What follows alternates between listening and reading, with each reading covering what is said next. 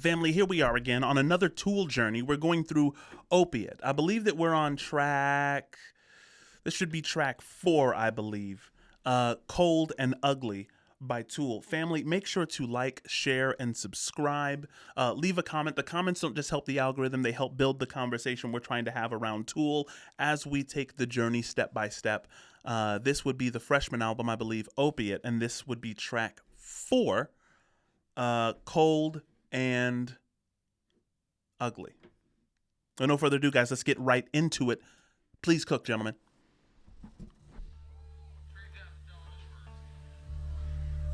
Throw that Bob Marley wannabe motherfucker out of here. Yo, this is a live performance, and he called somebody a Bob Marley wannabe.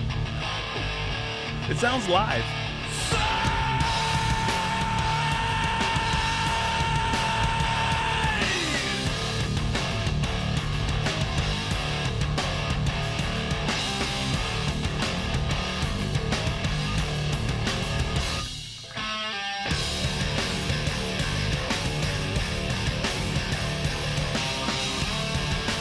Family, listen, they're getting straight to it on this one. There's no fluff. Not that I would call it fluff when they usher in the moment. I appreciate that about the later Tool songs and the later Tool albums where, you know, you'll start out sometimes with 1 minute and 2 minutes of like just guitar or like, you know, just, you know, bongos, and, you know, they're doing like really interesting things, you know, especially when you start to get into, you know, Pussifer and A Perfect Circle. But with this first album from Tool, it's like, it seems like they're getting straight to it a lot. You know what I mean? So you can kind of, you can see the development of their sound.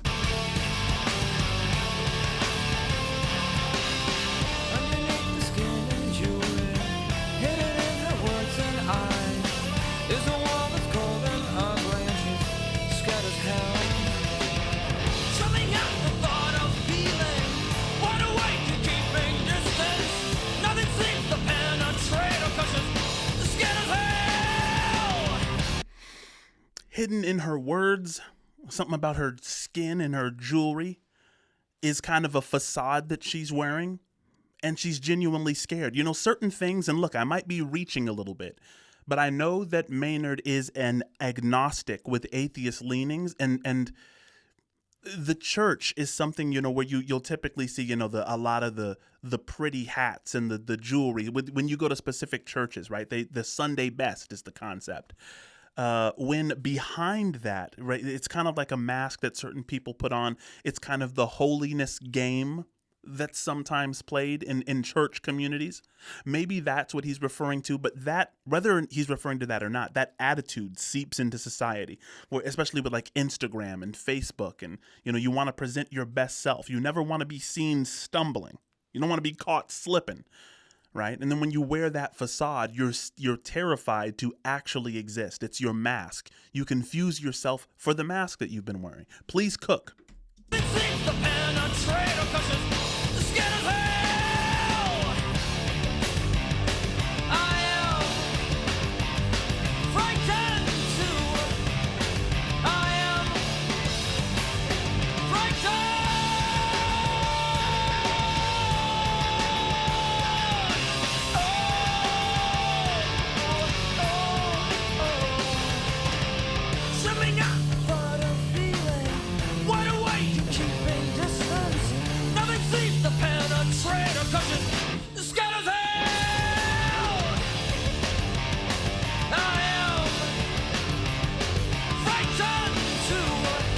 You know, I love when he says, I am frightened too, because that comes right after the line, nothing seems to penetrate her because she's scared as hell.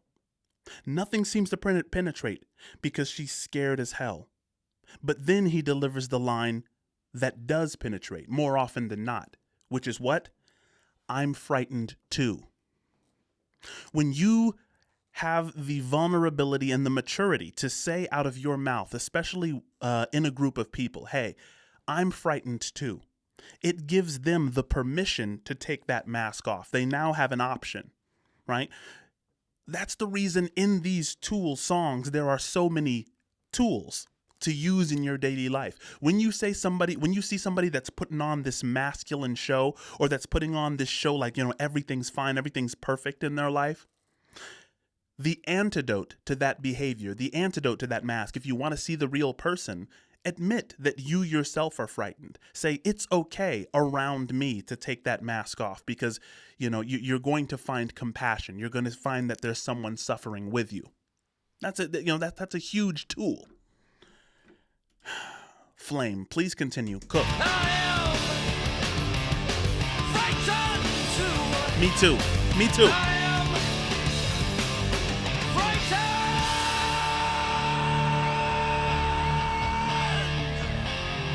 Guys, can Maynard do different screams? I've heard him scream where it sounds like really high pitched, but then I've heard him frightened. Like he has a lot of different styles that he can mess with. You know what I'm saying? He does very interesting things with his vocal tract. Respectfully.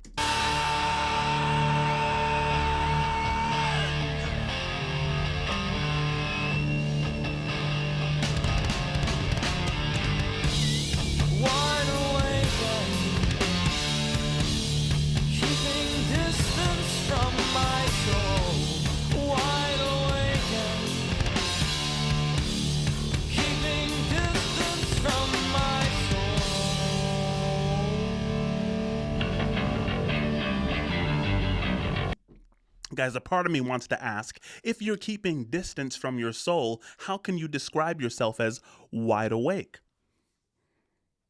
Isn't that in keeping with being asleep?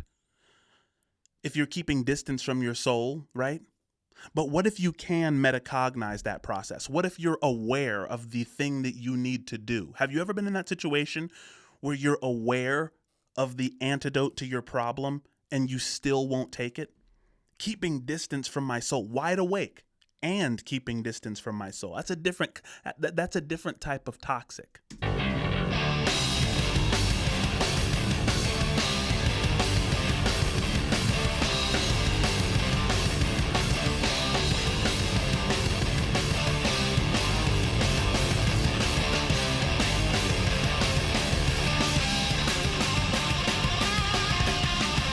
That drummer needs to be arrested. That drummer is criminally slept on.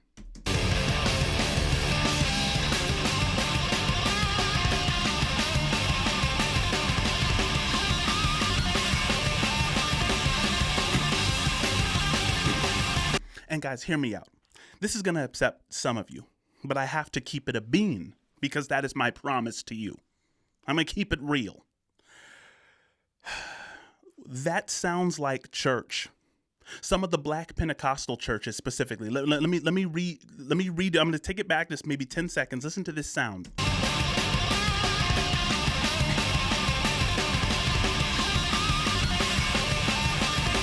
Let me tell you something. That sound, that wild sound, right? You will hear that if you turn on a T.D. Jakes sermon and like fast forward it like an hour. His sermons are like an hour and a half long. You will hear just that type of sound, and you will see people jumping up and down, praising, screaming, rolling all over the floor, running throughout the church. And I imagine that at this point in the concert, there's people jumping around, going crazy. There's mosh pits. And I believe that those two practices are trying to engender the same effect in the audience, namely an altered state, right? You're trying to achieve an altered state of consciousness. The sages in the Upper Paleolithic transition would do the same kind of wild dances to alter their cognition. And that's exactly what you need in order to think outside the box, right? So this song presents a problem and then gives you just the battery in your back necessary to alter your state of consciousness and figure out the problem, right? That's just a theory from a very strange guy. You take what I just said with a grain of salt.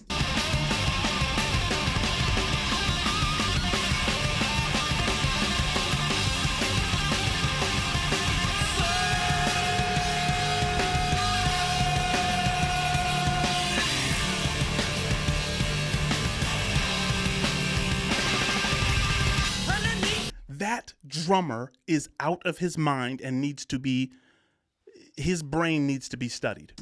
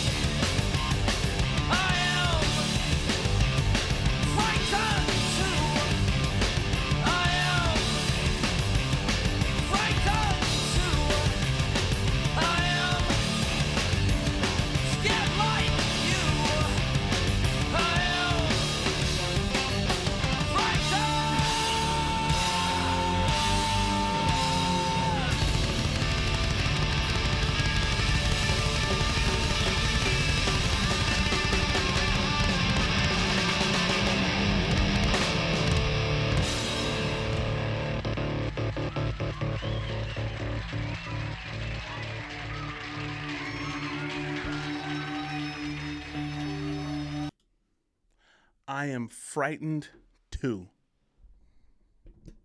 Flame.